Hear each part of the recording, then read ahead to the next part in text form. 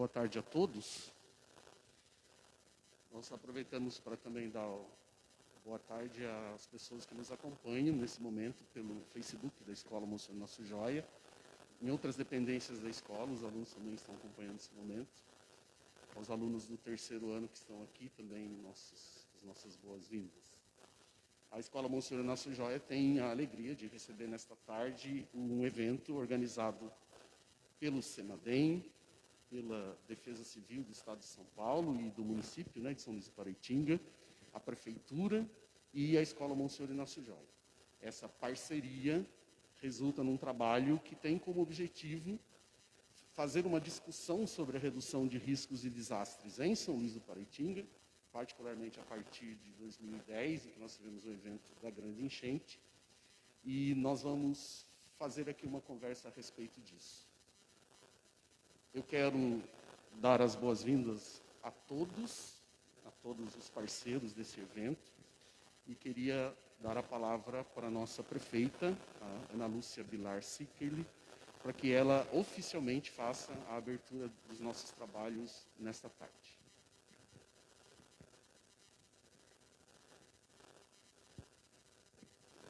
Boa tarde.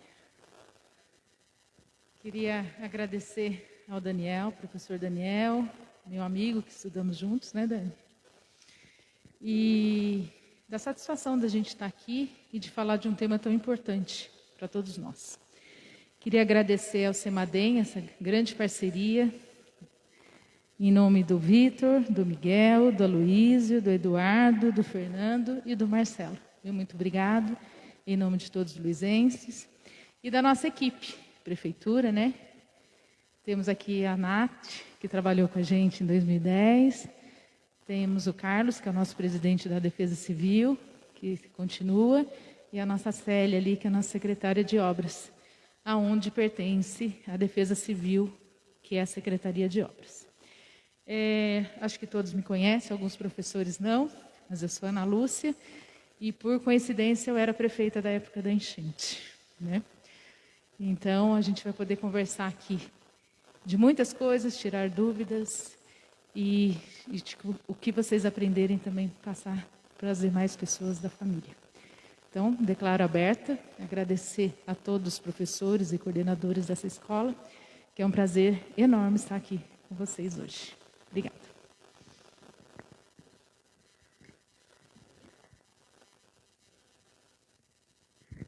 Eu queria convidar o Vitor para, em nome do CEMADEM, também fazer a apresentação de outros membros do CEMADEM que estão aqui, porque o trabalho ele começa muito antes, ele vai passar por esta conversa, por esse momento que nós teremos aqui hoje com vocês à tarde e com os alunos do período da manhã amanhã.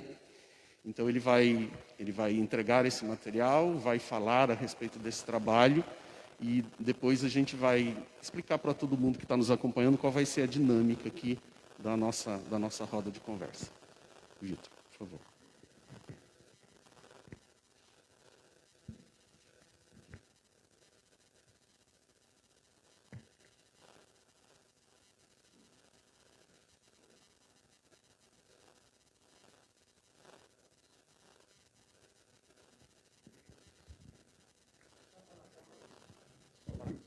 Bom, boa tarde a todas e a todos. Estava brincando, né, antes de chegar aqui em São Luís, que tem 10 anos que eu vim em São Luís pela primeira vez. Aí conheci Natália, conheci Ana Lúcia, que depois eu conheci o professor Daniel, mas conversei com muita gente, né, na época. São Luís para mim foi um marco muito importante pelo fato de eu ter estudado desastres em todo o Brasil, mas São Luís foi o único município que eu enxerguei, que eu vi, que se discutiu sobre o processo de reconstrução e recuperação, através de audiências públicas, e isso é algo muito necessário para outros desastres, como aquele que vocês já viram em Mariana, do rompimento da barragem, de Brumadinho também em 2019. Então, São Luís, na época, teve um Centro de Reconstrução Sustentável de São Luís do Paraitinga, o Seresta, também uma inovação muito interessante que outros municípios poderiam aprender. E o motivo de estar aqui hoje também faz parte de um projeto chamado Projeto Elos. a gente tem no Brasil um órgão muito importante, que é o órgão municipal de proteção e defesa civil. E tem um lema muito importante, que é o Defesa Civil Somos Todos Nós. E através desse projeto Elos, o que nós estamos tentando desenvolver é como tornar esse lema, Defesa Civil Somos Todos Nós, na prática, a fim de que a gente sempre, né, aprenda para se prevenir para os diversos desastres que a gente tem tido, né? Acho que todo mundo viu aquela nuvem de poeira na semana passada em Franca, em Ribeirão Preto, todo mundo ficou assim, nossa, o que é isso? No Brasil, também secas, né, incêndios, então a importância da gente envolver cada vez mais as escolas. E a Escola Monsenhor Inácio Joia, ela também é muito inovadora. Ela é uma das primeiras escolas que eu conheço, né, que faz iniciação científica pensando na prevenção de desastres. E aí o professor Daniel teve vários alunos e alunas, né, junto com os outros professores que têm desenvolvido essas pesquisas. Uma delas que nós fizemos em parceria foi uma maquete interativa, bem na Praça da Matriz. A Ana Lúcia estava lá também, o Daniel, o seu Zé Carlos, e inclusive os turistas que vieram para São Luís do Paraitinga, todo mundo ficou curioso, né? O que é essa tal de maquete interativa? É uma forma lúdica de trazer as pessoas para discutir o tema. E a partir dessa maquete, a Melissa, uma estudante, né, de arquitetura e urbanismo lá da Univap, em São José, desenvolveu uma obra que ela coletou a memória das pessoas sobre a inundação de 2010, o mapa que a Natália, que fez uma dissertação de mestrado, fez também sobre a expansão urbana e colou, né, fez uma arte rememorando os 10 anos da inundação. Então, uma pequena lembrança que a gente compartilha, né, com a Escola Monsenhor e também com a Prefeitura, pensando aí em outras formas de arte que vocês podem desenvolver, arte e ciência. E um outro trabalho muito importante também feito em parceria com a Defesa Civil, a FATEC de São José dos Campos e o Programa de Mestrado e Doutorado em Desastres, da Unesp e do CEMADEM. Alguém sabe o que é CEMADEM? Quem sabe o que é CEMADEM? Ergue a mão, Miguel. O que é CEMADEM, Miguel? Então, CEMADEM é o Centro Nacional de Monitoramento e Alerta de Desastres. Ele foi criado em 2011, depois de uma outra catástrofe que o país teve na região serrana do Rio de Janeiro. Então, cada vez mais a gente precisa difundir para as pessoas aprenderem o que é sistema de alerta e fazer parte desse sistema de alerta. Aqui, seu José Carlos, qual que foi a inundação de 2010, a altura que atingiu o nível do rio?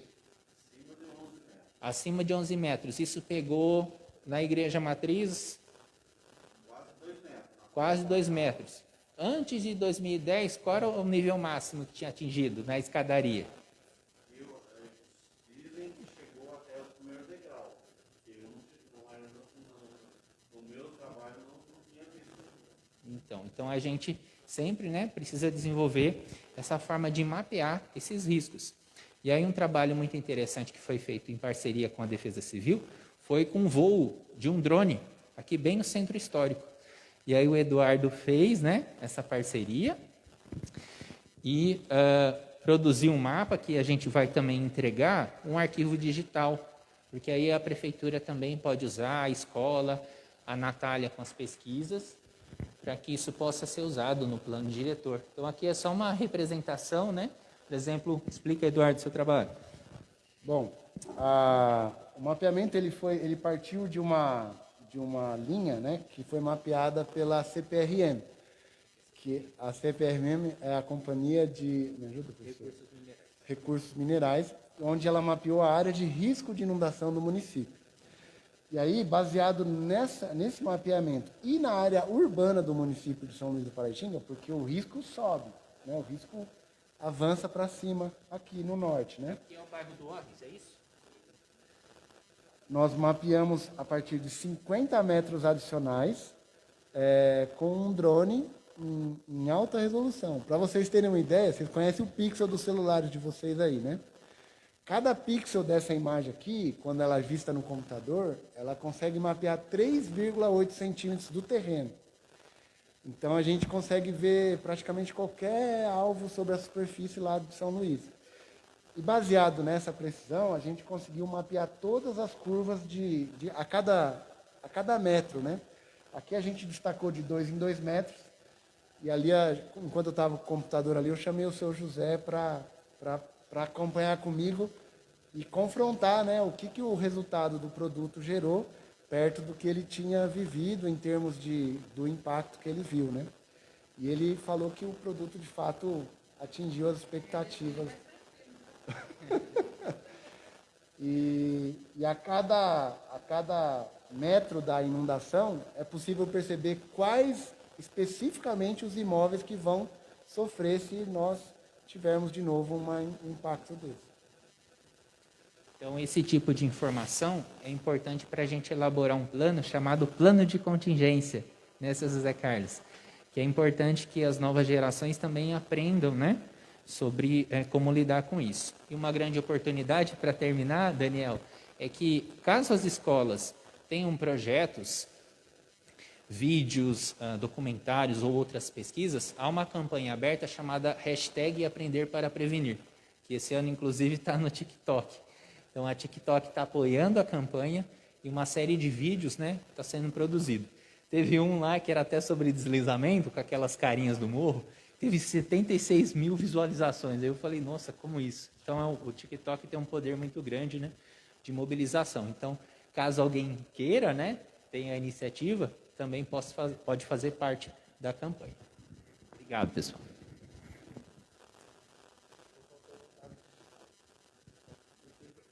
Esses são os arquivos digitais também. Agradecemos ao Vitor, agradecemos ao pessoal do CEMADEM. Eu quero convidar, primeiro gostaria de fazer 2 registros. A professora Roxane, da Diretoria de Ensino de Taubaté, nossa professora aqui da Escola Monsenhor. Nesse evento ela representa o dirigente regional de ensino, o professor Marco Polo, que está atendendo uma convocação da Secretaria da Educação lá em Serra Negra. Então, a professora Roxane aqui representa a diretoria de ensino. Agradecemos, professora, a presença. E a professora Solange, né, a nossa diretora, ela também está nesta convocação em Serra Negra. Então, ela pediu que fosse justificada a ausência dela nesse evento. Queria convidar aqui para a composição da mesa, que agora a gente vai começar uma roda de conversa a respeito da redução de risco de desastres aqui em São Luís do Paraitinga, a Natália Moradei, que é pesquisadora e que tem feito um trabalho muito importante a respeito de São Luís do Paraitinga. Ela é arquiteta e urbanista, o mestrado dela é sobre esse tema, ela falou sobre a enchente, já tem uma publicação sobre isso, então se interessarem, de repente podem conseguir essa publicação. E ela também vai nos ajudar a pensar um pouco e refletir sobre esse tema. E também o Zé Carlos Luzia Rodrigues, que é conhecido como o Carlos da Defesa Civil, né? A Defesa Civil quase virou um sobrenome do Carlos já, é o Carlos da Defesa Civil. Então o Carlos também vai nos ajudar a falar sobre 2010, a experiência dele, e sobre tudo que tem sido feito depois. Então, a gente vai agora iniciar essa roda de conversa. Cada um deles vai ter um tempo de 10 a 15 minutos para fazer a sua reflexão e depois nós vamos abrir para debate, para perguntas, para que outras pessoas participem. E a gente aproveita para convidar quem estiver pelo Facebook, se quiser também mandar mensagens, as mensagens serão trazidas aqui até a mesa para qualquer tema, para qualquer pergunta, para qualquer colocação que queiram fazer. Então, por favor.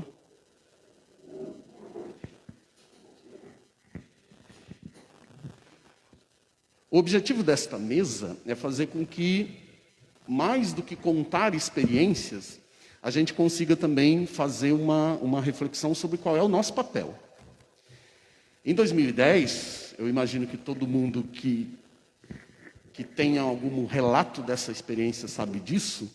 São Luís do Paraitinga viveu momentos de muita tensão, muita agonia, mas, ao mesmo tempo, a gente teve assim, uma mobilização da comunidade naquele momento para que nós, se pelo menos era impossível evitar a queda de casarões, a queda da igreja matriz, como de fato aconteceu, pelo menos as vidas fossem preservadas.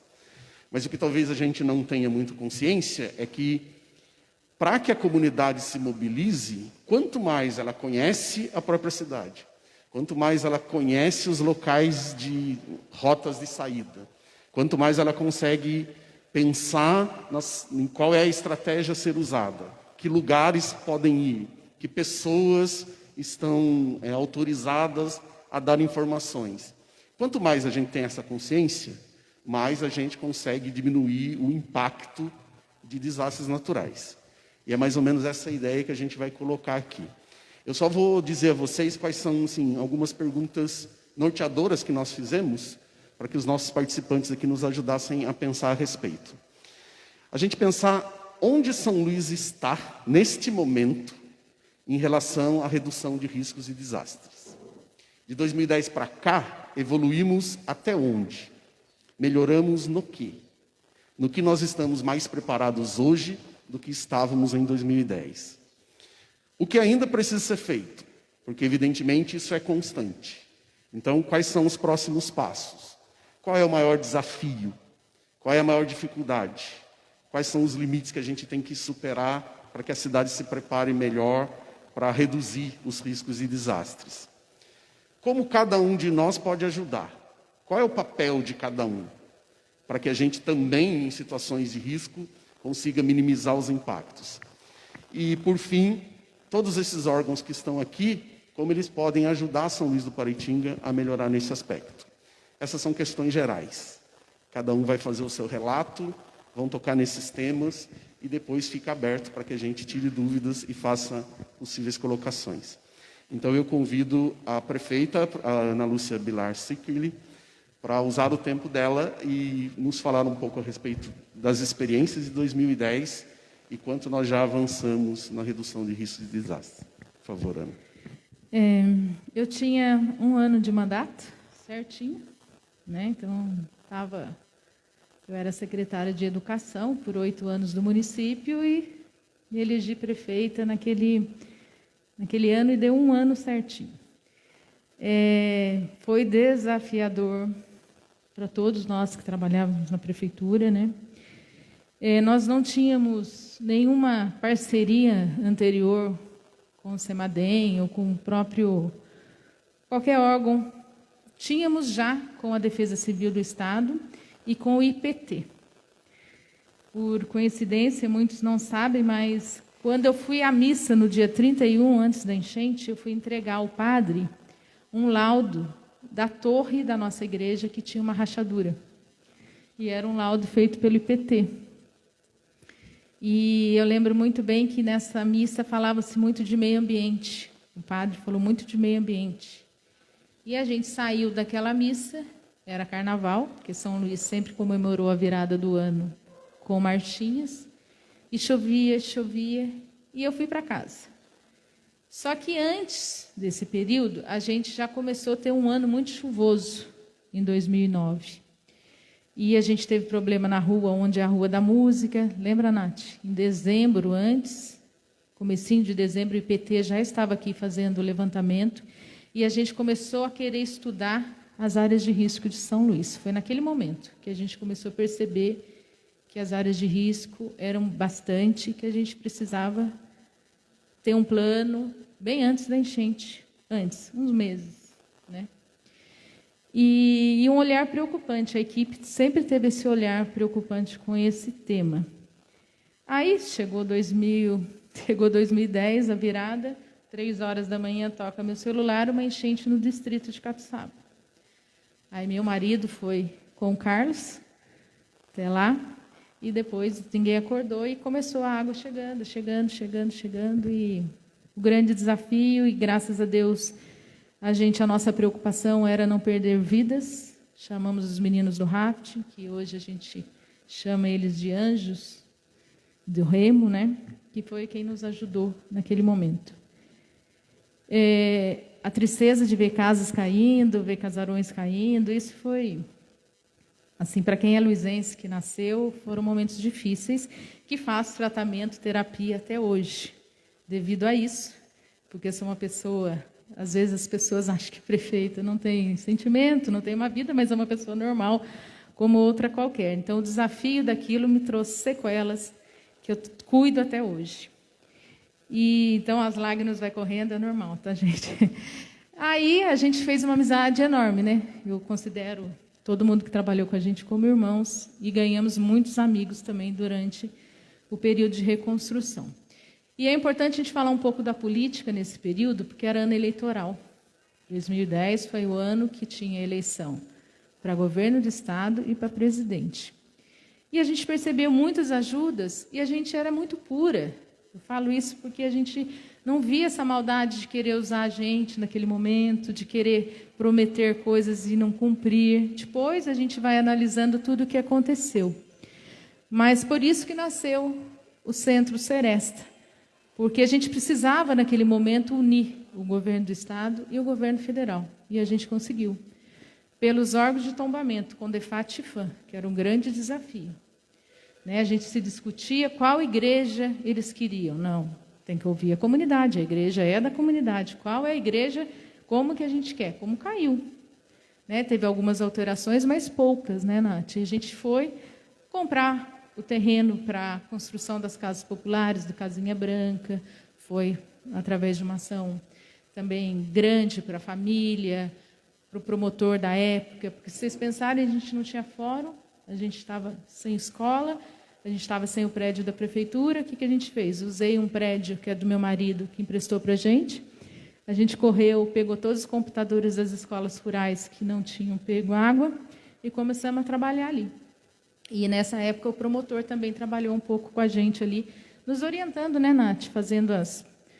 E cada dia foi um dia, cada dia uma reconstrução, só que o grupo, nossa equipe, sabia o que ela queria. Eu acho que foi o grande diferencial. Como a gente já estava estudando, para vocês terem ideia, a minha amiga Roxane sabe, em 2010 eu me candidatei como prefeita para ser presidente do Comitê de Bacias.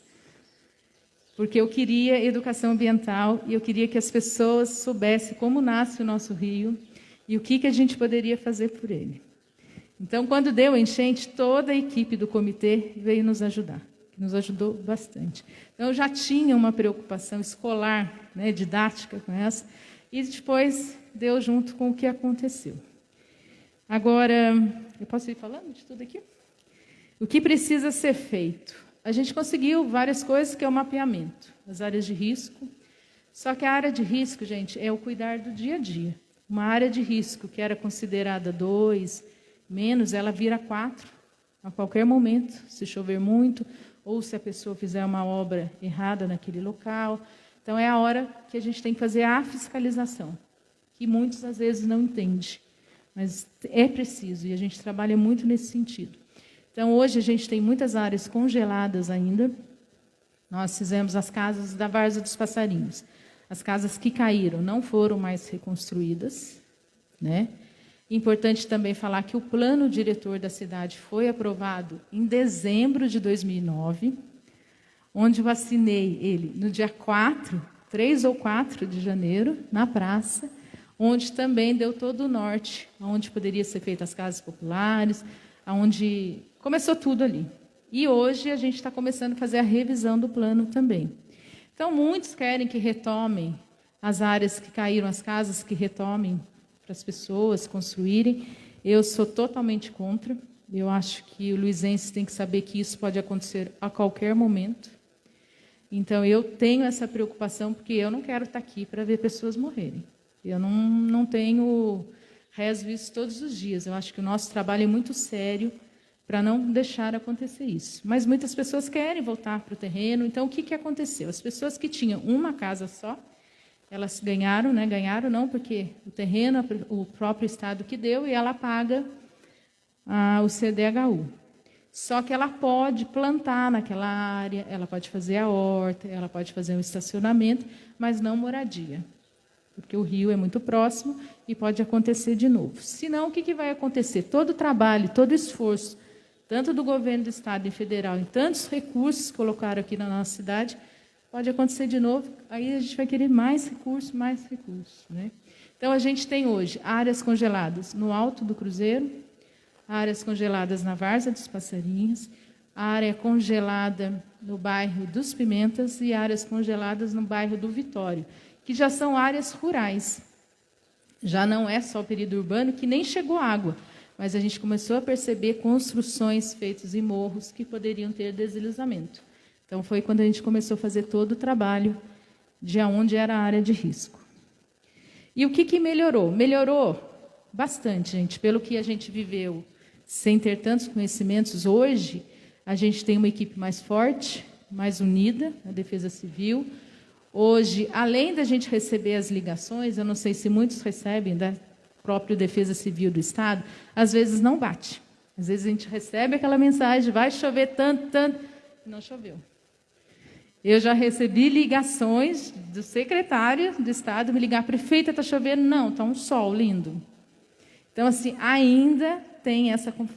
Dá uma chuva grande no bairro São Sebastião, ou dá em Catuçaba, e na cidade não dá. Então, eu fico muito preocupada, porque é importante receber essas informações, mas olhar. Começou a chover, medir, ter os fluviômetros. É isso, o Carlos vai falar da parte de tudo que a gente fez, né, Carlos? Então, hoje a gente fica um pouco mais tranquila, porque a Defesa Civil fica 24 horas no período chuvoso, está 24 horas no negócio de fogo, de queimada, que a gente está sofrendo muito. O ano passado foi mais até ainda, né, Carlos? Mas esse ano também sofrendo, mas a população já está sentindo, não coloca fogo, não é hora de queimar, é um vento, depois espalha, as pessoas que têm risco, e são os amigos também que vêm nos ajudar, então tem vários conflitos aí. E o que melhorou foi a parte de que o Estado colocou da telemetria, né, da gente conseguir fazer medições, o trabalho de vocês, do CEMADEM, e também as nossas medições luizenses, que é no poste, que é pintadinho em cada casa, e hoje tem o WhatsApp. Então, hoje a gente conversa com as pessoas, não, você pode dormir que o rio, se encher, vai encher amanhã cedo. Hoje a gente consegue dar essa resposta. Aquele dia a gente não conseguia. Né? Então, a gente consegue ter um pouco mais, aquelas casas tem que sair todo mundo, vamos tirar antes, vamos tirar todos os bens materiais dela também. Então, a gente consegue fazer esse trabalho. Estamos livres disso? Não estamos. Né? Você sabe que o nosso rio nasce lá em Areias, passa por Cunha, passa por Lagoinha e passa pela gente. E a gente está conseguindo trabalhar bastante nesse sentido de ter a população mais próxima da gente, que a gente fez um simulado, porque para ter enchente em 2010, nós tivemos uma enchente em 2018 em Catuçaba, que foi terrível, que, ao meu ver, é muito mais perigosa que a de São Luís. Nós temos 30 minutos para avisar a comunidade ali, e ela, ao mesmo tempo, ela é rápida, né, Nath? Em menos de 1 hora, a água já foi. Mas vai encontrar com pessoas vindo na estrada, que em 2000, se eu não me engano, em 2001, faleceu uma aluna, até que era da escola municipal, com o pai, que estava dentro do carro, 96, que a água veio e encontrou com a rodovia. Então, hoje a gente fez o simulado com a população de Catuçaba, dividida, cada um sabe aonde tem que subir, até como levar seu cachorro, como fazer tudo. A gente fez um simulado bem importante, e fechando a rodovia, ninguém entra e ninguém sai, até essa água baixar para não encontrar. E a gente tem o grupo Catuçaba em Risco, que a gente se comunica até a pessoa que mora montante, que fala, hoje choveu mais de 50 ou 60 milímetros, a gente fica em alerta, e tem a Defesa Civil lá no distrito de Catuçaba 24 horas também. Então, isso facilita, ter o olhar de alguém naquele momento. Né? E os desafios são enormes. Primeiro, gente, é uma cidade pequenininha. A gente ou é topo de morro ou é beira de rio. O crescimento, onde as pessoas querem construir, é a dificuldade maior. E o plano diretor, que vocês têm que participar, têm que dar a opinião de vocês, mas lembrando, o meio ambiente é importantíssimo. A gente tem um projeto que chama Conexão Mata Atlântica, que a gente fez em 2012, né? Que é uma parceria com o BID, e hoje ela está pagando para muitos produtores rurais para manter a sua nascente, para fazer o reflorestamento e até como usar o solo. É um projeto que vem nos ajudando bastante, mas ainda tem muitas propriedades particulares que não tem como o Estado exigir que ele queira entrar no processo da Mata Atlântica. Então, a gente tem grandes desafios. Tem pessoas que ainda não veem que o que ela vai fazer vai ajudar todo mundo, né? E também, a Roxane sabe disso, que a gente trabalhou junto no comitê de bacias, não pode ser um trabalho isolado só de São Luís. Não adianta Cunha não ter tratamento de esgoto e São Luís ter tratamento de esgoto. A água dela vem para a gente. Então, é uma briga que eu tenho muito grande com os outros prefeitos, que a gente tem que ter um projeto em comum, né? E outra, tem que ser reflorestado tudo. Se a gente conseguir fazer com que a água não venha com tanta força, a gente vai conseguir aqui, né? Então, a gente tem projetos aí na área rural de fazer bacias, os próprios produtores já estão fazendo para guardar água, que isso ajuda. Então, a gente tem esse projeto também na Casa da Agricultura. E como que a população pode nos ajudar? Muito, muito. Vai construir, vai até a Secretaria de Planejamento. Eu não vou falar mais nem na área urbana, só na área rural também. É importante porque quando deu a enchente aqui, a enchente passou em várias áreas rurais e também vai passar depois em outras áreas rurais. Então, quando construir, perguntar a legislação, e a gente está lá sempre para dar informação, colocando placas. É um trabalho difícil, porque muitos querem construir, muitas pessoas moram, a exploração imobiliária na área rural está enorme. Né? Você sabe que a lei fala que para você ter a sua propriedade rural, você tem que ter um alqueire e uma quarta, que são 30 mil metros. E hoje as pessoas dividem e vendem o mesmo valor do alqueire, o mesmo valor que é por um terreno. Então, vira uma área rural urbana sem estrutura nenhuma, sem esgoto, e daí vai também prejudicando o meio ambiente. Então, é um grande desafio, é a população participar ativamente e também ter informações para que, quando for construir, procure a prefeitura. Como os senhores podem apoiar os moradores para construir uma cidade mais resiliente? Dando informação. É o que o Daniel falou e é que eu acredito muito. Quando deu a enchente de Catuçaba, eu estava na prefeitura, a Geni que me ligou, falou, Ana, está enchendo muito rápido. Foi o tempo de eu sair da prefeitura, ir no pátio, pegar um caminhão, fiz loucura, porque eu entrei com o caminhão quase dentro da água, num volante que eu falei, gente, eu não posso também, depois, colocar todos os funcionários em risco. A gente tem que ensinar essa população a sair. Porque quando eu cheguei, estavam todos parados, eu que tive que entrar na água, eu que tive que chamar as pessoas e fomos tirar os idosos. Então, eu falei, isso eu não estou aqui. Eu não posso ficar com essa responsabilidade sozinha. Eu tenho que ter uma equipe e que a população saiba que o rio vai encher e que ela tem que sair. Entendeu? Então, é essa sensação que eu tive lá em Catuçaba também, quando a gente fez o grande simulado lá, que hoje todo mundo entende. Quando vai construir, pergunta, às vezes tem algumas falhas, mas ficou bem participativo, né, Carlos? Então, eu acho que é nesse sentido da gente gostar da cidade. Tomara que a gente não tenha essa enchente tão grande nunca mais, mas a gente tem que estar preparado e não dar as costas. O rio não pode dar as costas.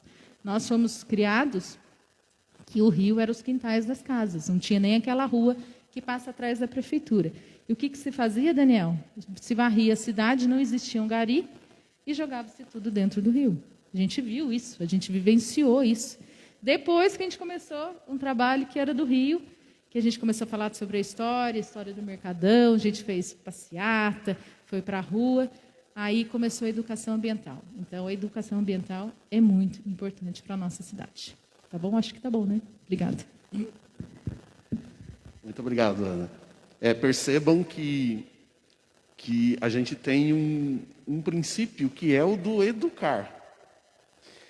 E às vezes a gente acha que educação é só a formalidade de um professor e aluno, e não é, né? Ela é uma construção coletiva, e eu fico imaginando que a enchente de 2010 ela deixou lições importantes, talvez a maior delas seja de que somos todos responsáveis por todos. Todos responsáveis por todos.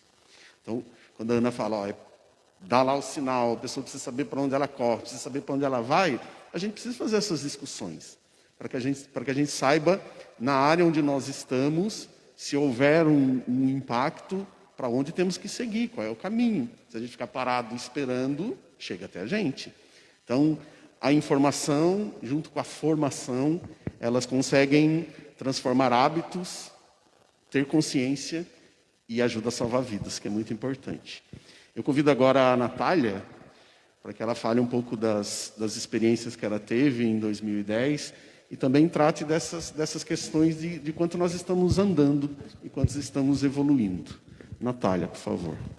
Bom, primeiro eu gostaria de agradecer o convite, né, do professor Daniel, em nome da Escola Monsenhor, do CEMADEM e da Prefeitura, para estar aqui hoje. A Ana já colocou, né, bastante questões aí que nós passamos. Só para vocês saberem, né, eu sou daqui de São Luís, minha família é daqui. Eu trabalhei na Prefeitura de 2009.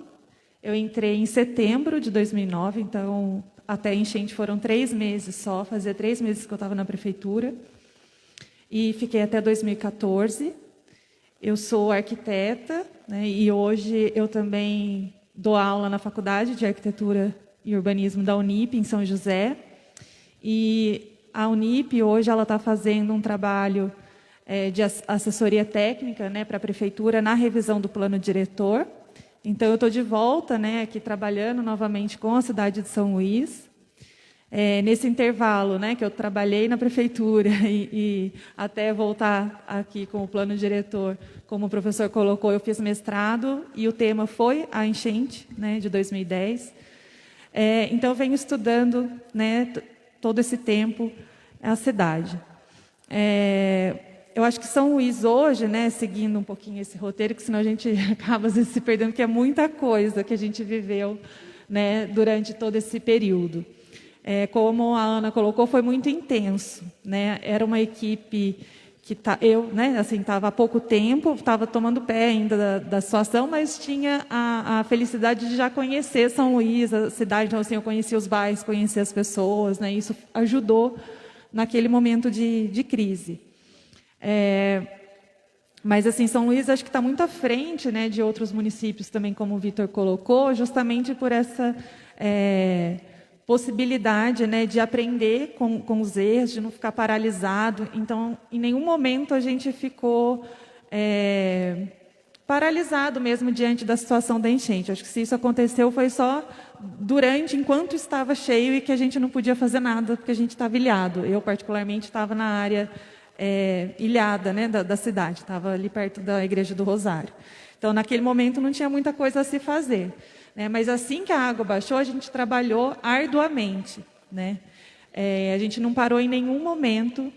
Como a Ana colocou também, era um ano, né, eleitoral, e então o Estado, o governo federal e São Luís tem um centro histórico, isso transformou São Luís, né, numa vitrine, assim, os olhos de todos os lugares se voltaram para cá, e para a recuperação, principalmente, né, o que eles visavam, assim, inicialmente, era a recuperação do centro histórico. Mas, junto com isso, vieram muitas outras oportunidades, né? Então, o governo disponibilizou, o governo do Estado, todas as secretarias de governo estiveram aqui. Então, não era só o CONDEFAT, né, ou alguma coisa patrimonial, mas a educação estava aqui, inclusive nessa própria escola, a Secretaria de Saúde, a Secretaria de Transporte, de Infraestrutura, e a gente não perdeu tempo. Então, assim, tudo que eles falavam para a gente, olha, tem uma possibilidade de conseguir o projeto tal. O que a gente precisa fazer para conseguir esse projeto? Né? Então, a gente teve uma preocupação em como a gente sabia das necessidades do município, que era um município pequeno, que muitas coisas seria mais difícil conseguir, né, se não tivesse acontecido a enchente. Então, a gente queria aproveitar as oportunidades. O Seresta veio em função um pouco disso, porque daí começou a ficar confuso, porque era muita gente trabalhando no mesmo lugar e, às vezes, até fazendo coisas semelhantes, né? Então, o CONDEFAT e o IFAM, por exemplo, eles não se conversavam e daí eles começaram a fazer meio que a mesma coisa. Então, a gente falou, não, vamos organizar, né? Cada um... vamos nos reunir e dividir as tarefas, porque tem muito a ser feito, né? Então, a gente precisa organizar. O CDHU ficou aqui em São Luís, então, no prédio do Seresta, tinha esse foco para as questões do patrimônio, né, que era o CONDEFAT e o IFAM, mas estava a Defesa Civil funcionando junto com o planejamento, estava o CDHU, o ITESP. O ITESP, para vocês saberem, eu acho que ele é de suma importância também, que é para a regularização da cidade. Porque o que começou a acontecer? Muitos imóveis ou muitos lugares precisavam ser reconstruídos, não tinha documentação. Porque, né, aqui em São Luís muita coisa é contrato de compra e venda, ou é muito antigo. E aí, sem esse documento, não conseguia recurso. Então, o ITESP veio no sentido de ajudar nesse processo de regularização, além das áreas que daí coincide com o nosso tema aqui, que são as áreas de risco, né? Então, não tinha documento, porque também eram áreas, vamos dizer, impróprias. Então, o ITESP veio, e assim a gente foi somando esforços. Especialmente com a questão do risco, por que eu acho que São Luís está à frente, né? Quando o IPT chegou, como a Ana Lúcia colocou, em 2009 a gente já estava tendo problema. Quando eu entrei na prefeitura, logo depois, acho que alguns dias, semanas, já estava chovendo muito, a gente começou a ter os primeiros problemas de escorregamento. A gente não estava tendo problema com inundação, até aquele momento, a gente estava tendo problema com escorregamento. Então, no Alto do Cruzeiro, lá nos Pimentas, na Rua do Carvalho. E aí, o IG, teve uma noite que a gente praticamente passou a noite inteira na prefeitura trabalhando. O IG veio, ele veio durante a tarde e continuou chovendo, e aí eles foram ficando para ver o lugar enquanto chovia mesmo, e a gente ficou na prefeitura. E naquele dia eu conheci o primeiro mapeamento, que ele datava, acho que, se eu não me engano, de 2008. Mas esse mapeamento, aí naquele dia eu falei, gente, mas como que tem um mapeamento e São Luís não sabe? Não era só a prefeitura, né? Assim, os técnicos lá, mas assim, isso não é amplo, né? Aquilo já me acendeu uma luzinha, assim, né?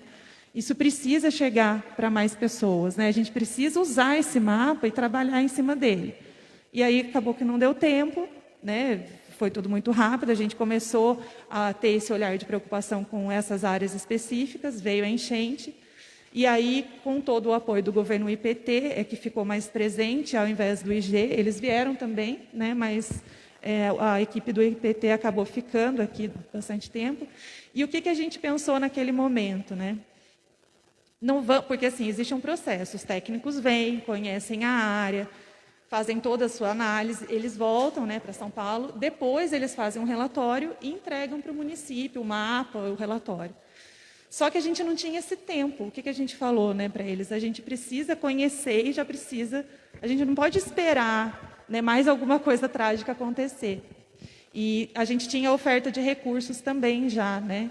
Então, a gente foi fazendo junto com o IPT, né? A equipe da Prefeitura, a Defesa Civil e o IPT, a gente fez toda a avaliação, todo o levantamento em campo juntos. Então, quando o relatório chegou, a gente já sabia qual era o resultado, já sabiam quais eram as piores áreas, e a gente já tinha, paralelamente, a gente elaborou projetos e solicitou recurso, né, para o governo federal, que tinha uma possibilidade de recurso, se eu não me engano, na época, acho que era 10 milhões, né, que o governo federal ia disponibilizar para esse tipo de ação, né, que era emergencial para áreas de risco. Então, a gente destinou para as obras nos lugares mais graves, que, pela nomenclatura, são 4 graus do IPT, são 4 graus de risco, o grau 4 seria o pior, né, que era um risco iminente. Então, a gente pediu os recursos para esses lugares. E aonde não era possível, porque nem todo lugar é possível de fazer obra, ou é possível de ter alguma coisa que vá reduzir aquele risco. É tão grave que precisa tirar as pessoas. E a gente tirou. Acho que esse foi um dos momentos mais difíceis para a gente, porque você falar para uma pessoa, né, que ela não pode mais morar ali, não é fácil, né? As pessoas, algumas entenderam, algumas ficavam aliviadas por estarem saindo de um lugar perigoso, mas outras eram mais resistentes. A gente sentiu muito, mas a gente teve essa responsabilidade, que eu acho que acaba muitas vezes faltando também, às vezes, em cidades que são maiores, que não têm esse controle, né? E por isso que a gente acaba vendo nos noticiários aí várias tragédias, né? E a gente conseguiu evitar. E outro lado positivo é que, com o plano diretor que tinha sido sancionado, que a Ana mencionou, em setembro de 2010, essas pessoas que foram retiradas, né, que ficaram, então, sem a sua casa própria, sem o lugar que eles moravam, eles foram recolocados, né, puderam receber a sua nova casa. Ainda que seja esse processo do CDHU, que eles têm a parcela, né, para pagar. Mas eu acho que houve essa responsabilidade e essa parceria com os órgãos. E, a partir disso, né, as outras ações, então, acho que primeiro, se tem algumas palavras que a gente pode deixar, como eles também já colocaram, mas assim, é o conhecimento e a informação, a gente conhecer a realidade da cidade que a gente vive, né? Então, a partir daquele momento, São Luís conheceu a sua realidade, né? Então, coisas que antes não estavam claras, ficaram claras ali. E não adianta só conhecer, né? A gente tem que partir para o planejamento. Então, a gente conheceu, estabeleceu as diretrizes, o que a gente podia fazer, quais eram os estágios, né, dentro daqueles graus de risco que existiam, e a gente foi, uma a uma, assim, vencendo.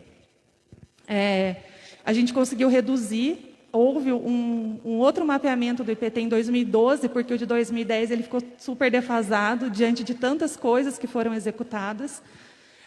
Eu, inclusive, fiz um artigo, depois foi apresentado, acho que em 2015, num congresso em Brasília, que era justamente essa comparação dos dois mapeamentos e o quanto São Luís reduziu em risco. Então, conseguiu praticamente zerar. Tinha 1 grau de risco 4 só naquela época, mas a obra eu não pude colocar no trabalho que já estava concluído, porque a obra ainda ia ser entregue e eles iriam avaliar novamente. Mas era praticamente zerado o risco 4. Então, assim, você não tem na sua cidade pessoas vivendo no risco 4 é algo muito benéfico, né? Então, a gente já está muito melhor do que em 2010. Os R3 também, que seria o segundo momento, estavam já reduzidos. Também algumas obras tinham sido feitas nessas áreas.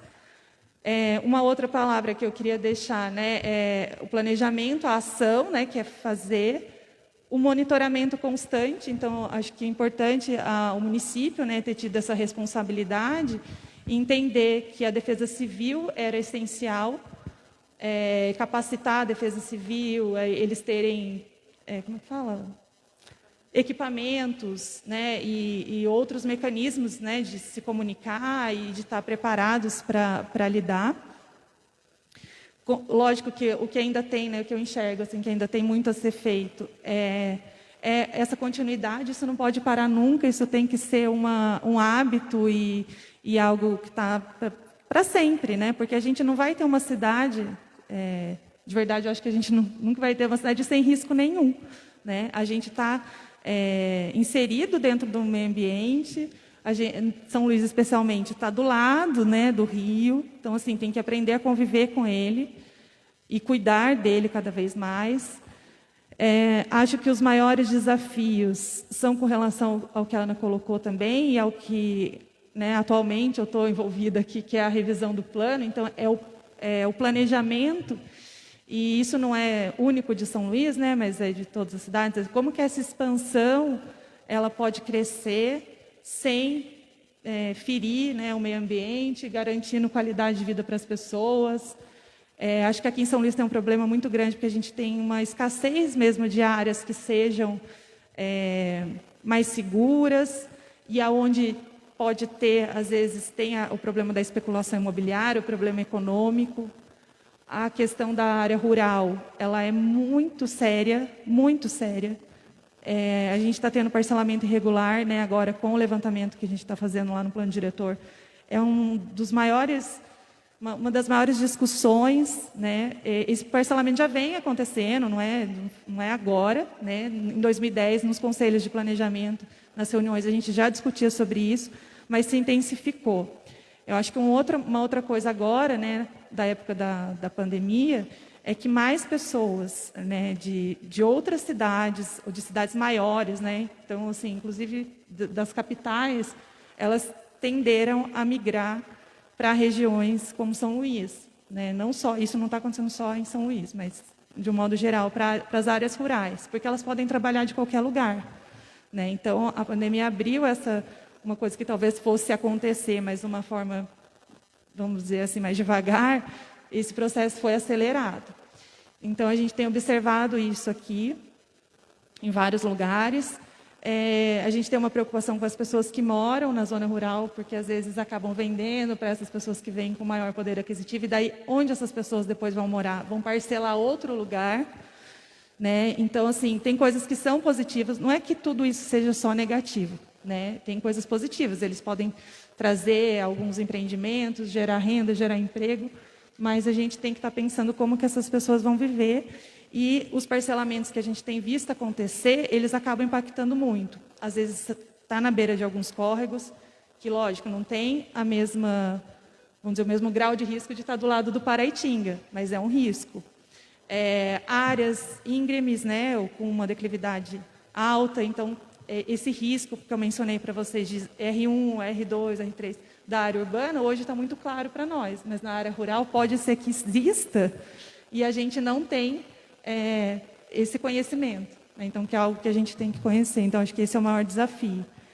E acho que o que a população pode contribuir é justamente isso que a gente está fazendo agora, né? Que é discutir sobre isso, falar sobre isso, vocês conhecerem e levar para outras pessoas esse assunto, saber, né, onde vocês estão morando, em qualquer situação, para quem que vocês vão chamar, aquilo que a Ana colocou em Caçaba, para onde eu corro, para quem que eu ligo, para o que eu tiro primeiro, tem todo, né, esse plano. E principalmente se informar, saber que as nossas ações elas estão refletindo no outro, né? O Daniel falou que a questão da responsabilidade na enchente, né, que era por todas as pessoas, e eu acho que a gente teve outro exemplo com a pandemia também, que é exatamente isso, né? Não adianta só a gente se cuidar ou usar máscara, lavar a mão, se o outro não fizer, né? Então, mais uma vez a gente mostra que o coletivo é muito importante. Então, acho que vocês têm um papel fundamental aí na continuidade, né, no monitoramento dos riscos, no monitoramento da redução e para evitar de formar novas áreas de risco também, né? E acho que o que a gente poderia apoiar, acho que enquanto professora, né, enquanto faculdade Unip que a gente está aqui fazendo o plano diretor, acho que é isso, trabalhar nessa parte técnica, contribuir com aquele conhecimento que a gente tem. Enquanto pesquisador, né, continuar disseminando assim, o conhecimento, compartilhando. Hoje eu conheci algumas pessoas do CEMADEM pessoalmente, porque a gente se fala, já se conhece, né, de outros momentos, a gente compartilha informação, compartilha conhecimento, que vai enriquecendo a cidade. E acho que é isso, essa troca, essa parceria, que acho que é o que de melhor pode ter. Obrigada, Daniel. Nós que agradecemos, Natália. Percebam, eu fui fazendo as anotações das palavras, né? Conhecimento, informação, ação, atualização, oportunidades. A gente precisa fazer uma linha de ação. A gente precisa saber, a gente precisa conhecer onde a gente mora. Quais são as áreas de risco? Qual é o risco? Os riscos são diferentes. Com quem a gente fala, para onde a gente vai, qual é o papel da prefeitura, qual é o papel do morador, qual é a ação do bairro. Isso vale para o lixo, isso vale para a coleta seletiva, isso vale para a limpeza urbana, isso vale para vizinhos, né, para a relação entre vizinhos. Na verdade, assim, nós não estamos sozinhos no mundo, né? Nós vivemos em comunidade. Então, somos todos responsáveis. Tem aluno de São Sebastião aqui? O São Sebastião estuda de manhã. Eu não sei se tem alguém. O bairro vem de manhã. Não sei que tivesse, né, alguém. Claro. Que é outra área, né, que a gente está tendo bastante problema. E é engraçado que, quando a gente construiu a escola, lá em 2007, 2008, 2005, o núcleo escolar de São Sebastião nunca enchia de água. E agora a gente tem visto quase todo ano uma tromba d'água que enche. É uma loucura. Tanto que a Defesa Civil tem até como os alunos saírem, até como um plano de contingência, como os alunos vão sair se encher, se o posto de saúde se encher. Mas a gente verificou pessoas fazendo represa, onde a gente denunciou para o DAE e agora elas vão desmanchar, porque estava segurando água e construções irregulares na frente da escola, né? Então, isso que a Natália falou, hoje o grande desafio também é a área rural, é construção irregular. As pessoas compram, constroem sem projeto e não sabem que ali tem um rio, que ele está fazendo barragem, ou ele está segurando. Então, assim, a gente aumentou os nossos problemas na área rural bastante, né? Eu acho que o Carlos poderia falar um pouquinho dessa importância da ação do homem, de não fazer coisas sem saber como que das consequências, né? Então, a gente vai passar a palavra para o Carlos. O Carlos é o homem da ação, né? O Carlos é do trabalho em campo. O Carlos está onde as coisas estão acontecendo. E a gente que conhece o Carlos mais de perto, algumas atitudes dele são heróicas, né? Porque assim, ele é muito determinado, ele conhece muito, sabe muito de São Luís do Paraitinga. A gente que, né, aqui da escola, os órgãos técnicos, quando o Carlos passa algumas informações, a gente sempre fica muito atento, porque assim, tem alguma coisa ali que a gente não sabe ainda, e porque ele está lá na ação, ele sabe. Então, eu queria que o Carlos partilhasse com a gente um pouco também desse conhecimento acumulado e das suas ações. Carlos, por favor. Boa tarde a todos. Queria agradecer o convite e a acolhida do Daniel aqui, de todo o pessoal da escola, CEMADEM, né? E eu vou contar um pouquinho da história só como começou a Defesa Civil comigo aqui em São Luís, porque se for contar toda, vai a noite toda aqui. Então, meu nome é José Carlos Luzia Rodrigues, sou coordenador da Defesa Civil já desde 2009, né? Peguei o primeiro desafio, que foi a enchente. A gente não tinha um local adequado para trabalhar. O escritório meu era uma bolsa tiracolo. Eu carregava os papéis no caminhão, era coordenador de estrada rural. Aí, no primeiro plano, assim, plano verão de 2009, a gente participou de uma reunião em São Paulo. Foi quando eu conheci o mapeamento. Dentro de uma sala grande assim, eu vi um banner. Aí a pessoa que estava comigo, mais duas pessoas, eu falei, mas está parecendo São Luís, né, pelos traços do mapa. Aí que eu fui tomar conhecimento, já fazia 10 meses que eu estava na Defesa Civil, mas não era exclusivo da Defesa Civil. Aí que eu fui ver o mapeamento, que é o mapeamento de 2008, que outros coordenadores, porque não tinha assim, uma exigência de ter um coordenador só para aquilo. Aí que eu fui ver as áreas de risco. A gente conhecia porque a gente já participava, né, dos acontecimentos da enchente de 96, eu trabalhava na prefeitura. Então a gente já sabia, assim, mas não sabia dos riscos que tinha, né? E então foi assim que começou. E como a gente falar da enchente de 2010, um pouquinho, as áreas de risco nossa, daquele mapeamento de 2008, aumentou nesse período de chuva de dezembro de 2009, né? Que foi uma chuva muito intensa desde o começo do mês. Inclusive, eu vindo de São Paulo no dia 2 de dezembro de 2009, dia 4 de dezembro deu aquele deslizamento na Rua do Carvalho, que não estava nesse mapeamento de 2008. Então já começou ali. Daí apareceu uma trinca, depois que a enchente desceu o resto do morro ali. Então a chuva foi 650 milímetros no mês de dezembro, né? Muita chuva. Até agora a gente não teve essa quantidade de chuva, né? E então foi um ano muito atípico e não aconteceu mais. E começando a falar aqui da Defesa Civil, a gente melhorou bastante. Daquela bolsinha a gente tem um escritório, tem comunicação, tem tudo. Mas o patamar chega assim, tá bom, porque quem não tinha quase nada está muito bom. Mas o problema é que estabiliza num certo ponto que pode parar. Então tem que ter continuidade, ter mais pessoa envolvida, que nem tem a escola, aluno, né? Para não parar, não cair no esquecimento daquilo que aconteceu, para não acontecer mais, né? Está bastante informado, né? Então há muito o que fazer. E a Defesa Civil, o básico da Defesa Civil, para aprender, para começar a entender o que é um desastre de chuva, é ele saber o que é milímetro de chuva por metro quadrado. Eu acho que da minha opinião, até quem trabalha com Defesa Civil, prefeitura, todos os órgãos, todos os departamentos, teria que saber, entender isso aí, porque quando alguém falar em milímetro de chuva por metro quadrado, e o que causa isso, tudo isso, eu acho que já começa por aí um entendimento para saber o que é Defesa Civil, né? E saber prevenir para a defesa dos riscos que tem. Então, para começar, tem que entender isso aí. E educar, então tem que começar na escola isso aí.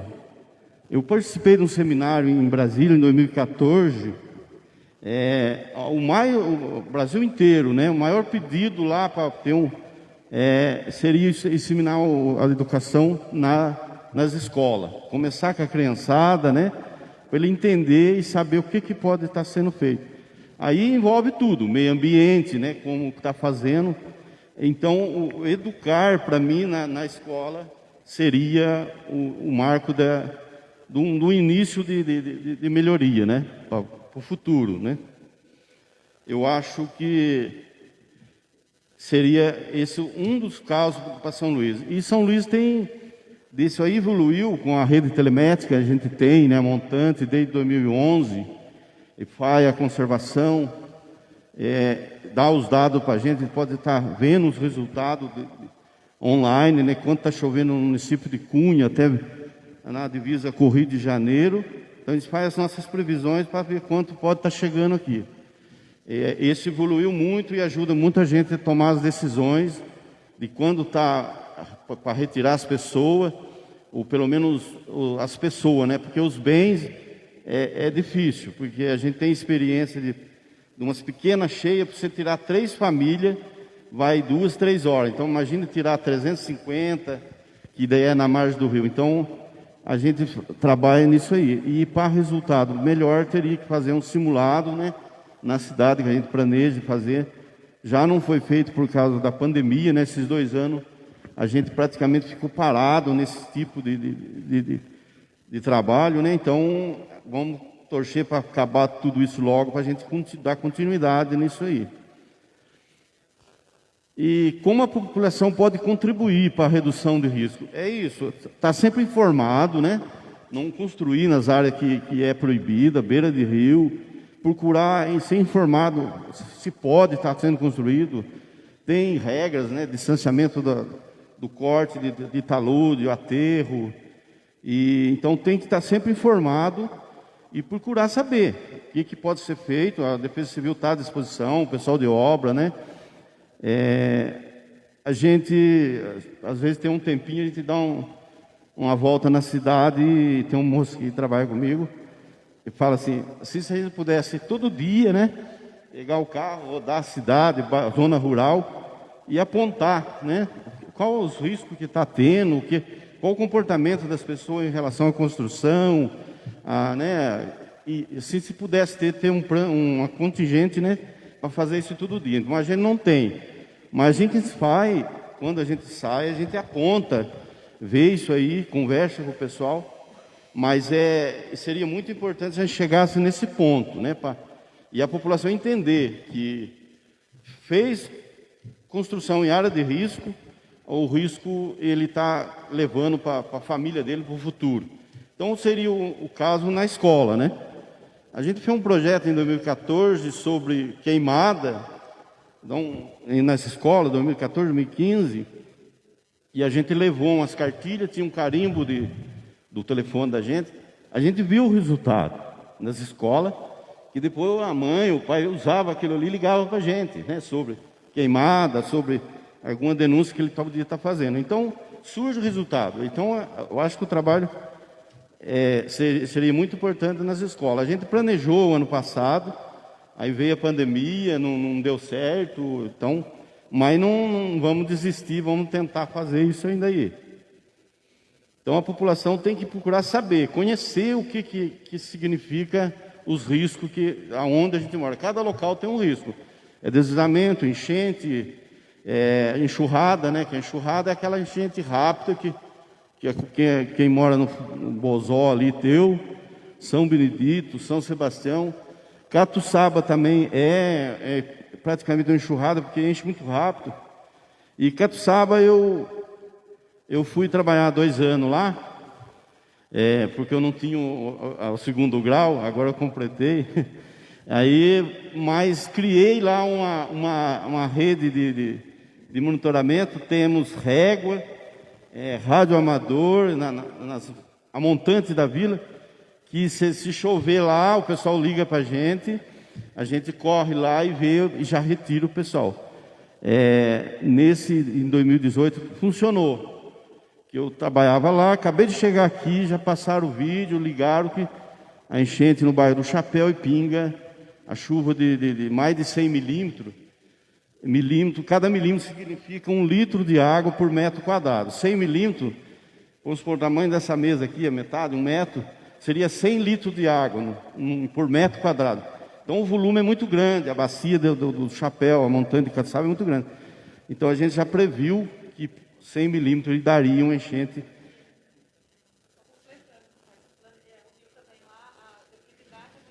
Isso, muita cachoeira, né? Aqui a enchente vai enchendo aos poucos.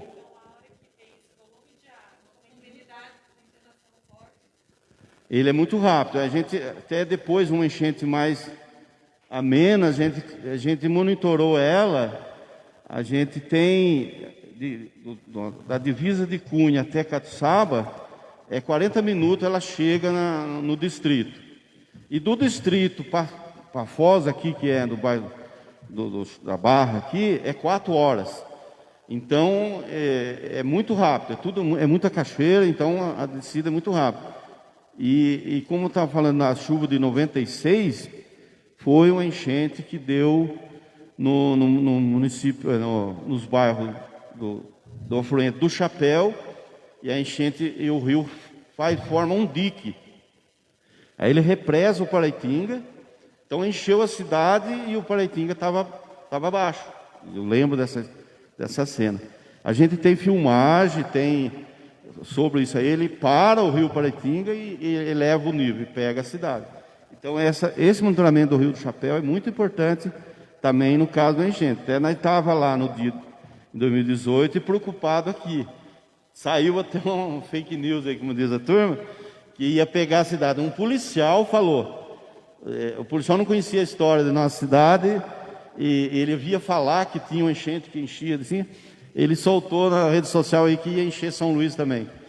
Tivemos que desmentir o pessoal, então acontece, mas esse dia eu monitorei o rio, não teve perigo, porque a gente estava preparado para dar uma notícia dessa, se fosse o caso, né? De novo, só aproveitando, além, né, da inclinação dele ser maior, assim, essas informações que o Carlos traz são importantes, né? Da vivência dele, né, do que ele está falando que já aconteceu na enchente de 96, e quando foi feita a altimetria do Paraitinga, né, para o plano de macrodrenagem, não se acreditava tanto que o Chapéu pudesse ter toda essa influência, né? E aí eles fizeram um cálculo lá de que a influência do Chapéu no Paraitinga seria menor. Mas mesmo assim, com as informações que foram passadas, houve uma intervenção no encontro dos dois rios, né? Então, no encontro do Chapéu com o Paraitinga, foi feita uma intervenção para que justamente o Chapéu não entrasse cortando o fluxo do Paraitinga. Então, hoje eles se encontram e os dois seguem, vamos dizer, para a mesma direção, né? Para facilitar esse escoamento. Então, essa questão que o Carlos colocou é muito importante, né? Então, essa observação que ele tinha antes, esses registros anteriores ajudaram numa intervenção, né? Então, mais uma vez, o conhecimento ajudou numa intervenção, numa ação de planejamento, né? de projeto para melhorar. E teve uma outra enchente, que eu não lembro quando foi depois, que a gente já reparou que o fluxo foi mais rápido. Se você lembrar então, qual era a data. Em questão ao desassoreamento do rio, e houve derrocamento é a quebra das cachoeiras, das pedras. A gente, até 2000, logo após a enchente, que a gente fazia o monitoramento do nível do rio, do quanto ele enchia, ele reduziu pela metade. Ele enchia 15 centímetros por hora, uma enchente, né, frequente que a gente fala. Depois do desassoreamento, do derrocamento, ele só enche 7 centímetros. Então, ele ganhou em velocidade, aumentou a calha do rio. Então, foi um trabalho muito bem feito. E a questão disso aí, desse desassoreamento e derrocamento, a gente ganhou muito. Porque às vezes a pessoa tem uma rede telemétrica que a gente acompanha, e o público está tendo acesso. Então, vem uma chuva em Cunha, na estrada de Cunha, Guará. Lá a rede telemétrica marca lá 6, 7 metros. Não é o que passa aqui na cidade. Porque quando os assoreamentos, a montante que foi feita até no bairro do Orres, nesse trecho ele extravasa mais rápido. Viu aqui, tem uma noção, e a gente conversa e ligou para mim. O que esse cara está fazendo aí? Tá falando besteira? Eu falei, tá tudo errado. Pode mandar ele sair daí que não tá dando um alarme falso aí também. Então tem essas coisas que a gente... E uma das preocupações minha em relação a isso desculpa. É como assim, isso aí está tudo, tem rascunho, está anotado, mas precisa ser arquivado para não esquecer. A gente precisa melhorar o arquivo, digitar esses dados que a gente tem, não é só meu, é da equipe, né, que trabalha. Tem lá uns meninos que já trabalham comigo há 8, 9 anos, precisa de ser digitalizado isso aí para ficar o arquivo, para outras pessoas que assumir a Defesa Civil, ter o mínimo dessa ideia para não passar o que a gente passou e né, já ter uma noção disso aí. Então a preocupação minha é essa, de estar informado e saber informar essas condições de defesa civil. A contribuição da população é estar informado, conhecer, né, esses riscos e tentar, assim, no máximo, ter uma cidade resiliente. É tudo isso, fazer simulado, participar, né, a escola, a população, as entidades, assim, ser mais unida, né, nas decisões, nas coisas que podem estar acontecendo. Eu acho que até tem mais, a gente não vai esquecendo, a emoção pega a gente, né? Mas seria isso o básico, para finalizar aqui. Seria educar, né? Saber o que está acontecendo, conhecer e se manter-se informado. E correr atrás das informações. E não cair no esquecimento, esses detalhes esses desastres que aconteceu e acontece, né? Pode acontecer de novo. Então, eu acho que é isso a fala minha. Espero que seja bem aproveitado. Muito obrigado. Muito bom, Carlos. Agradecemos sempre. Essa noção de que é preciso, né, ter o conhecimento científico, técnico.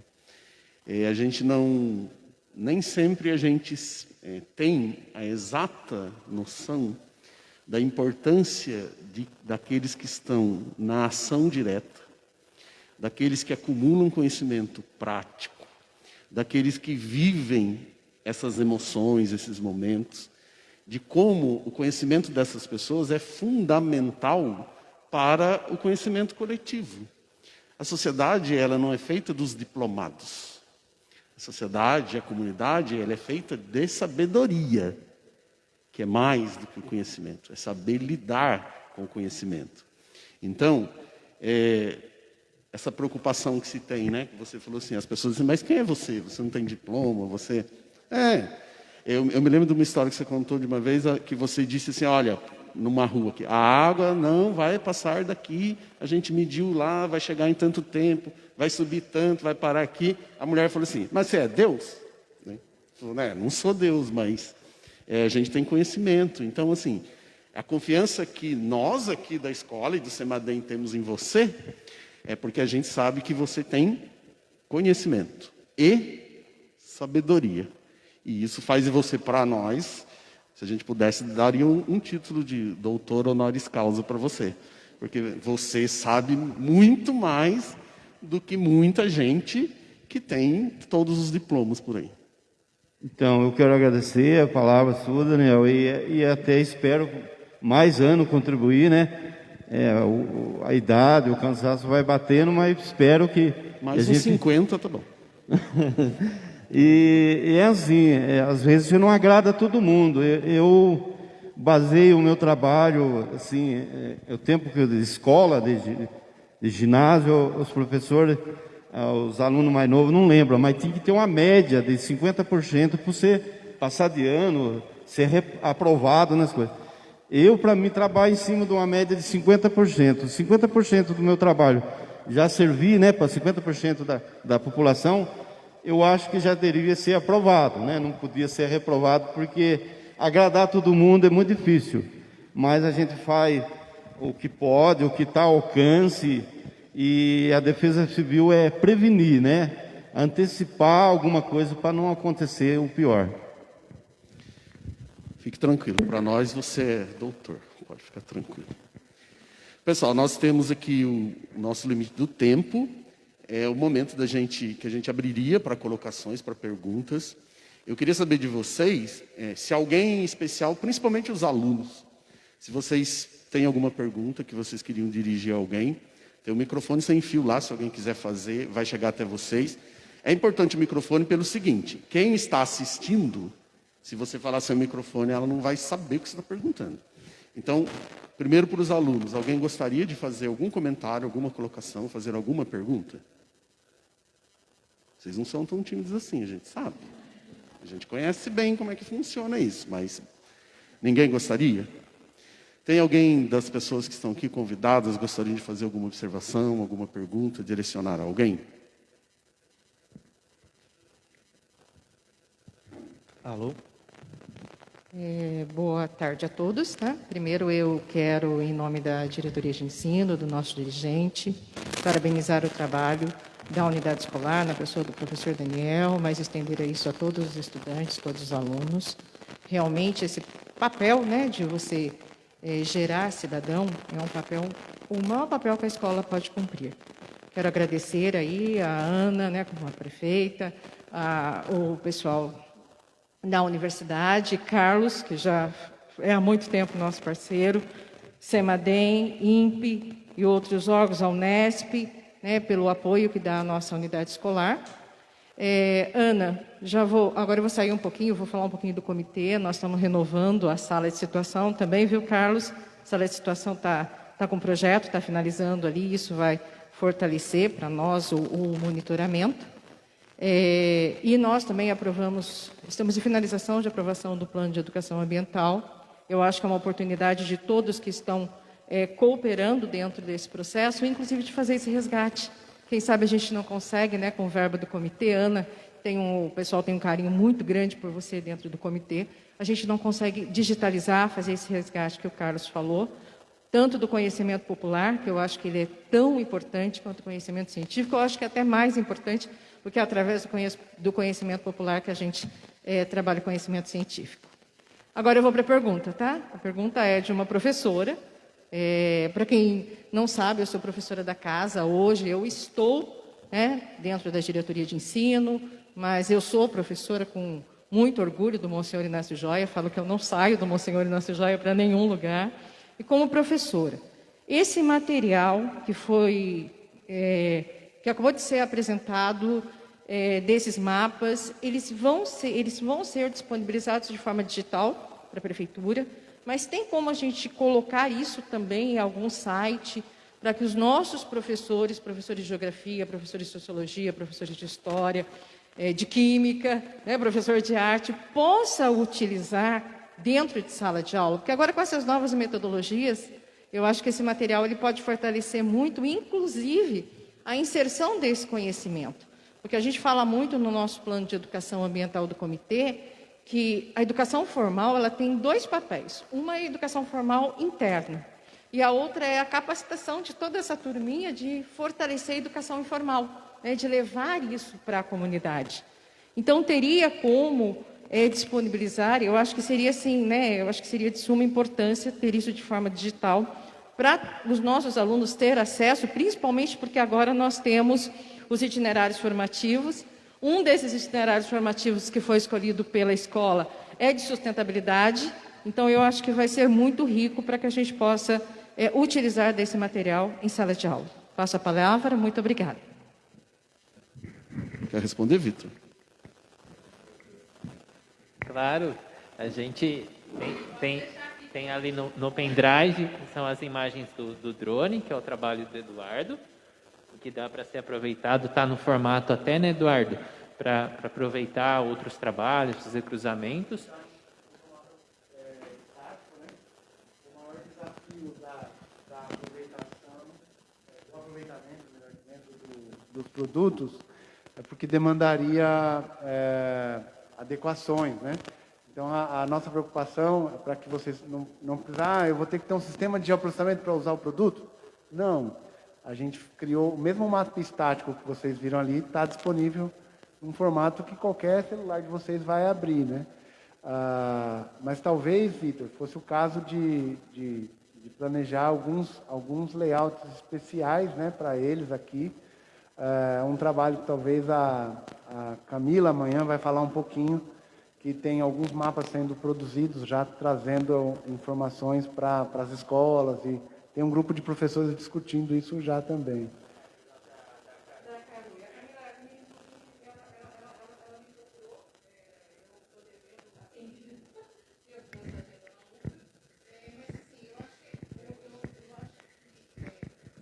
Seria muito interessante se a gente, até pelo que o Carlos falou, a gente não pode perder esse material, né? Então, se a gente conseguisse colocar, disponibilizar isso, realmente deixar guardado isso dentro de uma página, de um website, nossa, agora até fugiu. A gente tem tantos modelos, um blog, né? Desafio aí também, professor Leandro, ter um blog, ter isso inserido, para que a gente pudesse, prefeitura, eu sei que a Ana vai disponibilizar, eu tenho certeza disso, mas a intencionalidade não é essa, só disponibilizar, é ter isso de uma forma que qualquer estudante, e vamos dizer que o estudante ele venha falar para uma outra pessoa, essa outra pessoa também possa consultar, e a gente multiplicar esse conhecimento. Isso é muito rico, né? E a gente, como educador, a gente quer que isso se multiplique, a gente quer que isso evolua para a comunidade como um todo. Tá? Então, fica aí a sugestão e o que a gente puder ajudar enquanto diretoria de ensino. Posso dar um spoiler? Está sendo planejado uma oficina de mapeamento participativo para que dia, mais ou menos? Na Semana de Ciências, com uma plataforma de acesso gratuito chamada OpenStreetMaps, que aí dá para fazer um mapeamento com os alunos, lidar com tecnologias. Muito bom.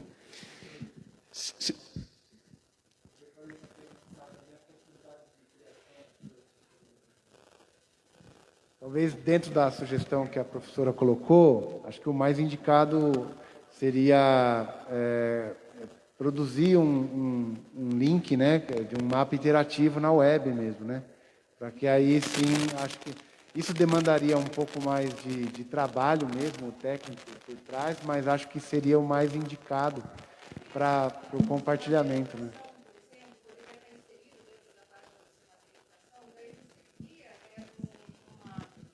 Desculpa. Tem a página do Semadem Educação, que já tem uma página específica, inclusive, da nossa escola, e poderia inserir dentro dessa website, por exemplo, para que a gente possa ter isso resguardado, né? Eu falo que isso é muito importante, porque é o que o Carlos falou, eu não posso não estar aqui amanhã, nós todos podemos não estar aqui amanhã, mas é uma história, e é uma história que a gente precisa fortalecer, porque existe lá a nossa Q710, que pode que daqui a 300 anos ocorrer, né, de novo um evento crítico como ocorreu em 2010. Então, eu acho que é muito importante que a gente tenha o máximo possível de informação depositada em um lugar onde ela esteja realmente resguardada essa memória. E eu acho que o que a escola está desenvolvendo nesses últimos 10 anos, ela é muito forte, ela tem um material muito rico. Então, é essa a minha preocupação, que a gente tanto possa resguardar, quanto possa disponibilizar para o maior número de pessoas. Passo a palavra. Então, agradecemos aí a colaboração da professora Roxane. Os alunos, se depois vocês, não querendo fazer nesse momento, mas se vocês quiserem deixar algumas perguntas, alguma coisa, depois a gente passa para eles aqui e dá o retorno para vocês, podem ficar tranquilos quanto a isso. Eu queria encerrar, então, a nossa roda aqui de conversa agradecendo imensamente à prefeita Ana Lúcia, à Natália, ao Carlos. A contribuição de vocês sempre é muito importante, porque nós aqui fazemos desses espaços de conversa uma reprodução de conhecimento. A gente produz e reproduz, porque a escola passa a trabalhar nesses aspectos. Os alunos são mais do que nossos alunos, eles são nossos parceiros na disseminação dessas informações. É bem o que o Carlos disse, né? A escola é um bom espaço porque a comunidade toda está representada aqui, os bairros da zona rural estão aqui, a cidade está aqui, pessoas que vão seguir muitos caminhos, mas que podem nos ajudar nesse trabalho de informação e de formação com os próprios pais, com as próprias famílias. Então, eu agradeço muito, imensamente, a contribuição de vocês. A prefeita quer dar 2 notícias. Primeiro que a Defesa Civil vai ganhar 2 carros e 2 equipamentos de fogos e barco, né, do Estado. Foram 2 emendas que a gente conseguiu. Pela primeira vez, a gente está com uma caminhonete que a gente ganhou da DR, que o Carlos agora está com uma caminhonete marrom. Mais 50 anos. Mas nós vamos ganhar mais 2 carros, que é importantíssimo, gente, para a área rural. Vai ficar um para Catuçaba e um para cá. E também que dia 8, agora de outubro, eu tenho uma reunião com o secretário de infraestrutura, que é também de meio ambiente, para a gente fazer o desassoreamento embaixo da ponte, que quem passando lá vê que uma das já está fechada. Então, para a gente voltar o desassoreamento, mas também o desassoreamento manual, com os próprios pessoas lá, para que todas as vezes que entra a máquina acaba derrubando árvore, fazendo todo o estrago. Então, a gente está fazendo um trabalho para ter o desassoreamento com um pequeno areeiro, com menos impacto. Então, dia 8, a gente vai estar resolvendo isso também. Tá bom? Muito bom. Então, agora eu convido a todos para que a gente acompanhe aqui uma apresentação do professor Leandro, né? Para a gente encerrar o nosso dia, a nossa roda de conversa, o trabalho que nós estamos realizando com o professor Leandro. Então, muito obrigado a todos. Pediria uma salva de palmas aqui para os nossos convidados. Alô?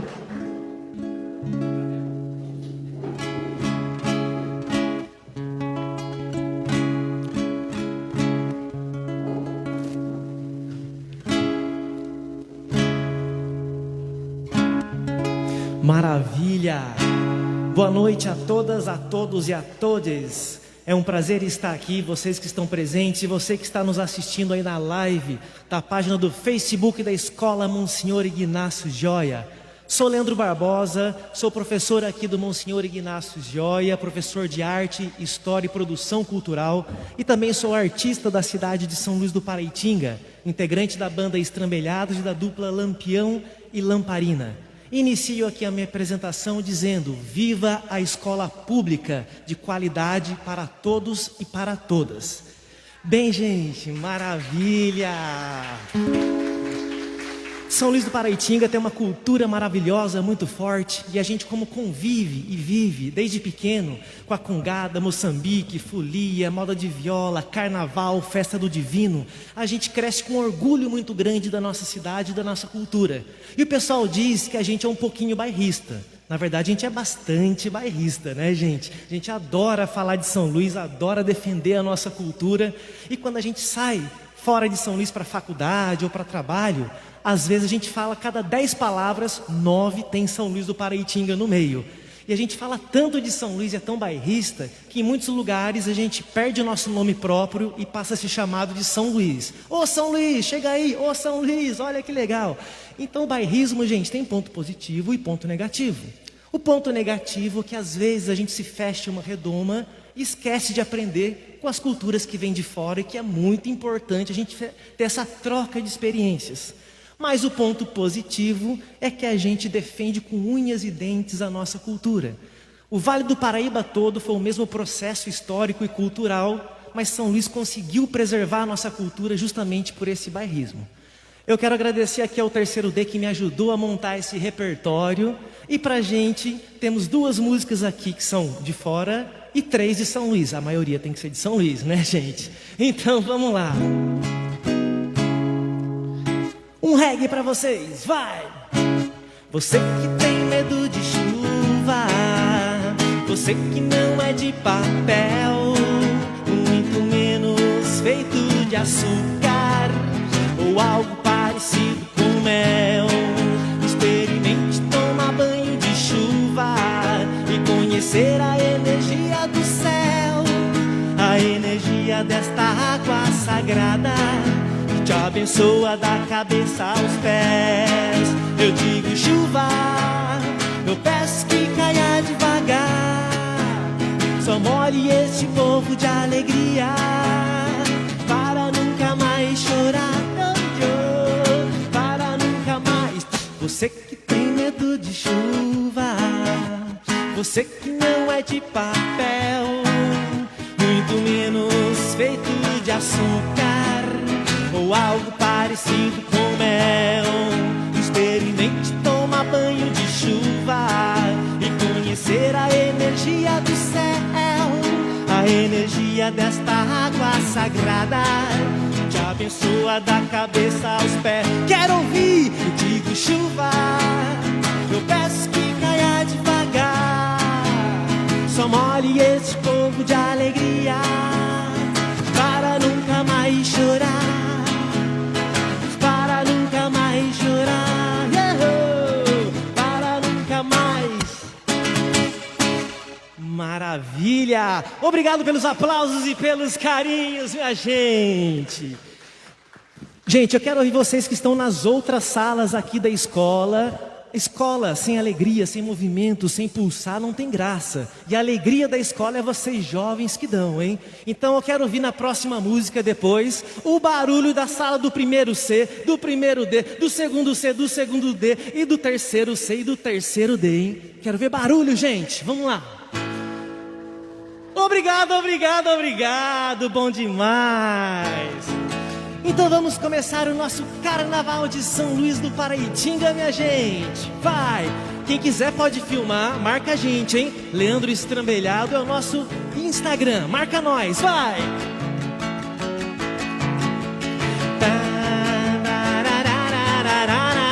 Quero ouvir!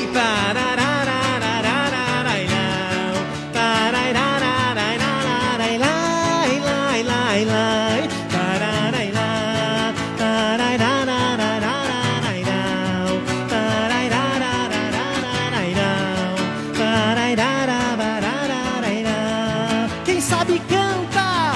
Tem gente na rua, vai ter arruaça, vem ver o que te espera, reúne na praça, eu vou, o que não sei, eu dou, o que não sei. Juca Teles, meio-dia, jogam águas da sacada, vem de baixo, cai de cima, eu tô cansado, eu tô que nada, eu vou. Tararararararararararau, tarararararararararau, tarararararararararararau, tararararararararararau, eu quero ouvir você, juventude, vai! Tem gente na rua, vai ter a rua. Você quer ouvir? Ver o que te espera. Tá lindo demais! Eu vou, o que não sei. Na palma da mão, quero ouvir, vai! Eu dou, o que não sei. Juca Teles, meio-dia, jogam água da sacada. Tá lindo demais! Eu tô cansado, eu tô que nada, eu vou.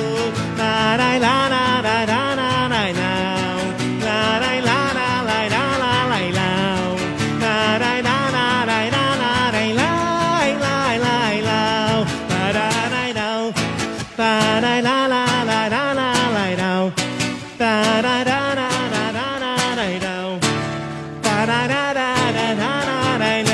Obrigado, juventude!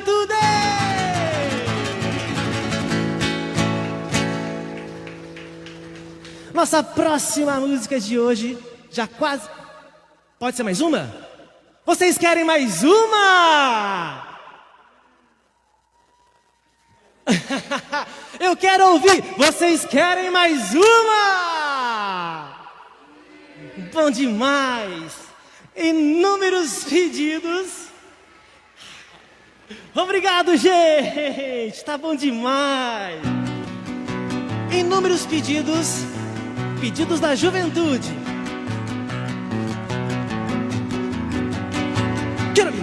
É um prazer poder fazer esse favor pra vocês, te levar pro desbunde, como se isso fosse a coisa mais normal. Meu nome é Bumbo, meu nome é Bumbo. Bumbo, bumbo, bumbo, bumbo. Meu nome é Bumbo, meu nome é Bumbo. Bumbo, bumbo. Eu sou o coração do cara.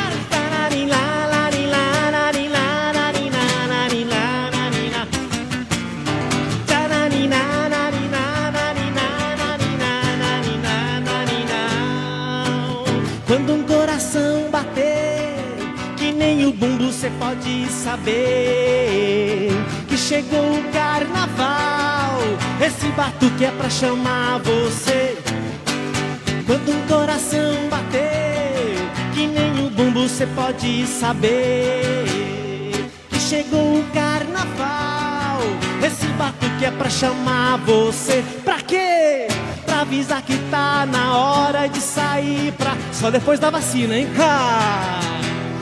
Pra viver de fantasia e dar adeus à solidão. Me dê a mão, menina, te a sua linha e vem voar no som.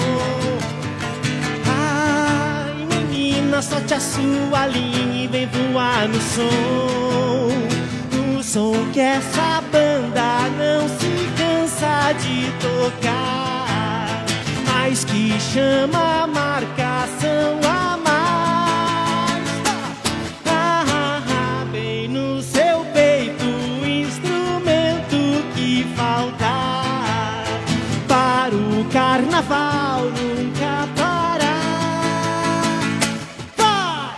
Tanarina, larila, larila, larila, larila, larila. Eu quero ouvir, vai! Tanarila, larila, larila, larila, larila, larila. Tanarina. Vai! Obrigado, minha gente! Chique demais! Nós temos mais uma, será? Ih, tá quase indo embora então, pra gente poder ir embora e sair legal. A última que nós escolhemos aqui é uma canção do nosso grande Eupídio dos Santos, grande mestre da nossa cultura de São Luís. É o delay, tá chegando lá agora, né? Bom demais!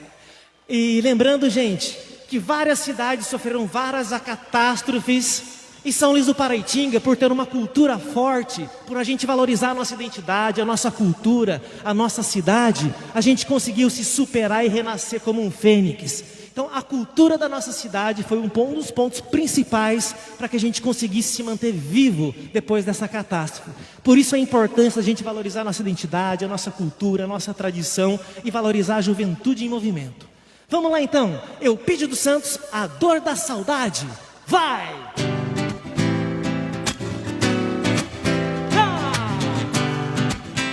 Quem sabe canta a dor da saudade. Quem é que não tem? Olhando o passado, quem é que não sente saudades de alguém? A dor da saudade. Quem é que não tem? Olhando o passado, quem é que não sente saudades de alguém? Da pequena casinha, da luz do luar, do vento manhoso soprando no ar. Quem sabe cantar a dor dor da saudade, quem é que não tem? Olhando o passado, quem é que não sente saudades de alguém? E até das mentiras que fazem sonhar de alguém que se foi pra não mais voltar. Quero ouvir vocês. A dor da saudade, lindo demais. Quem é que não tem? Olhando o passado, quem é que não sente saudades de alguém? A dor da saudade, saudade de vocês. Quem é que não tem? Olhando o passado, quem é que não sente saudades de alguém? Vai embora a saudade da minha casinha, que eu quero bem. Obrigado! Quero ouvir os aplausos e os carinhos, minha gente! Obrigado, Escola Monsenhor Ignácio Joia! Obrigado, minha gente! Valeu!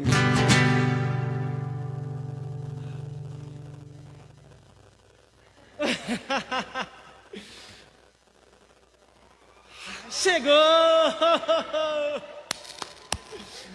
Obrigado, minha gente, muito obrigado, todos dispensados, muito obrigado, jovens, muito obrigado, meus amores e minhas amoras.